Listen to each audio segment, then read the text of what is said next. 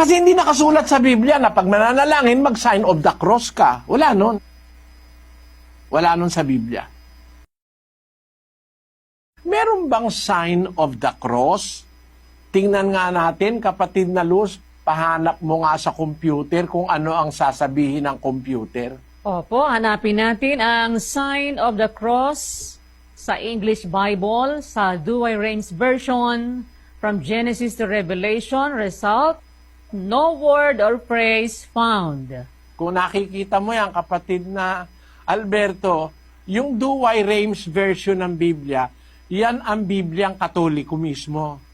Yan ang ginagamit ng Katoliko, kaya dyan natin hinanap.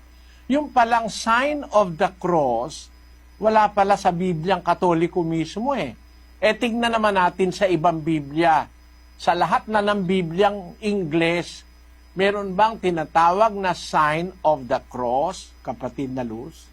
Hanapin po uli natin in all English translation. Let us search for sign of the cross from Genesis to Revelation. Result, no word or phrase found. Ayan, ang sabi ng computer, hindi pala naman nakasulat yung sign of the cross eh. Paano mong gagamitin yun? Alam mo kung ano yung sign of the cross, kapatid?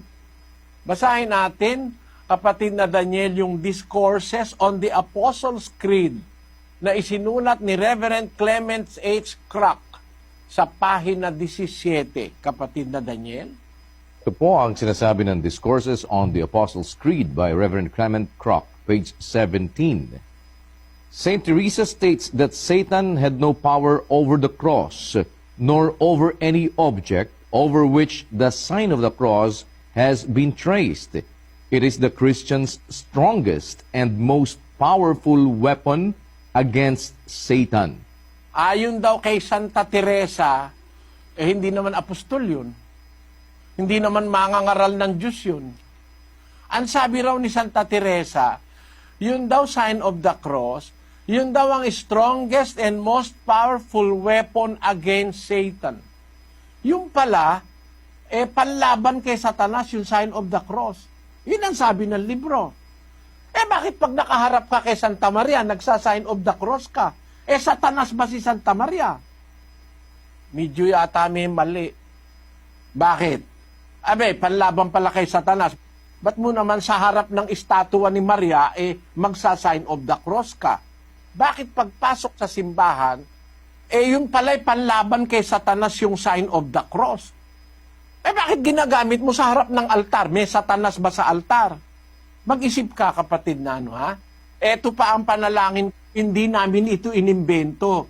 Ito'y isinulat sa maikling katisismo, kapatid na Daniel. Ito po ang maikling katisismo, pahina 3, may nihilabstat ni J.C. Abriol at imprimatur ni Hernando Antiporda. Printed and published by Catholic Trade, Manila Incorporated. Ang tanda ng Santa Cruz.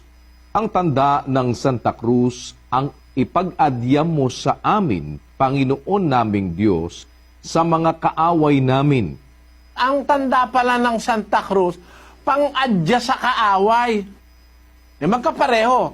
Yung sinasabi ni Santa Teresa raw, na yun ang pinakamabisang panlaban kay Satanas, dun sa Apostles' Creed, at dito naman sa katisismo ni Hernando Antiporda, yung palang tanda ng Santa Cruz o sign of the cross, pag-aadya sa kaaway.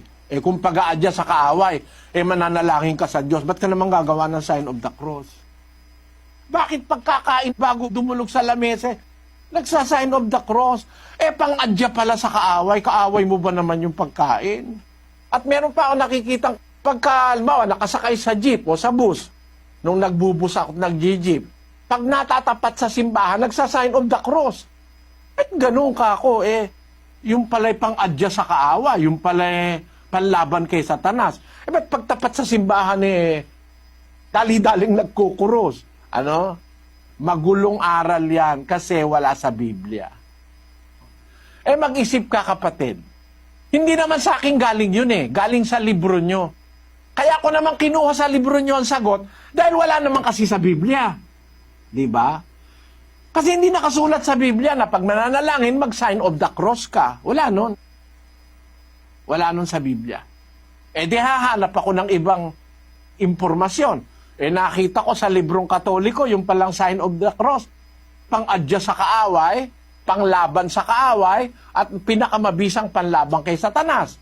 Sabi ko, may mali. Mali talaga, kapatid.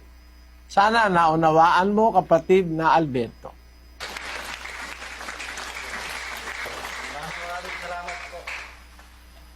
Salamat. Kaawa ang kanawa ng Panginoon, kapatid.